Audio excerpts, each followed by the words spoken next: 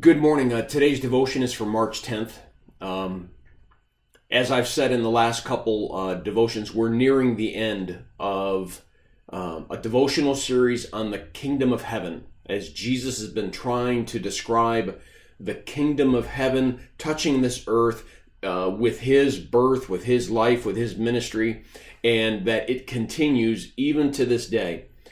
But the last couple devotions have been a little bit heavy because Jesus now is aiming at the religious folks. And the title for today's devotion is Jesus was always toughest on us religious folks. Listen to what he says in Matthew 23. Woe to you, teachers of the law and Pharisees, you hypocrites!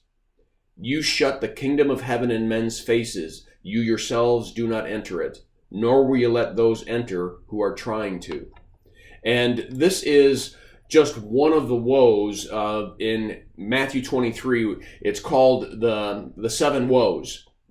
And what you have is Jesus taking on a very unique perspective. He stops this kind of the kingdom of heaven is like, the kingdom of heaven is like, the kingdom of heaven is like parables. And now he says, let me tell you from this kingdom's perspective, who's in charge and who's the boss, and it's him. I tell you that you religious leaders keep getting in the way of my message. You think that you're serving God, but you're not. Somehow you've created an institution that isn't getting my message across to people. The brokenhearted are not being released. The ill are not being healed. Those who are in guilt and shame are not being forgiven. You guys are making it worse for people instead of better for people. And he says, woe to you. And the message is not just for them, obviously, but it's for us as well. We as the religious folk need to do some deep soul searching.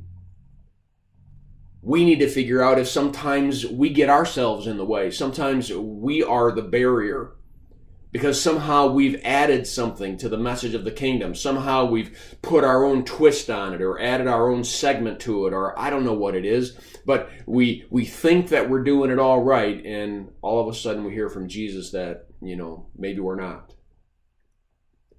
So I would encourage all of you and all of us, especially now that this is the Lenten season, to do some self-reflection, to see whether we're holding on to the true gospel and whether that we're opening the door wide for people to get into that kingdom, or whether we're putting a fence and gates in the way and restricting people's entrance. Well, I encourage you to read the devotion that's attached, and I pray that you have a firmly rooted day.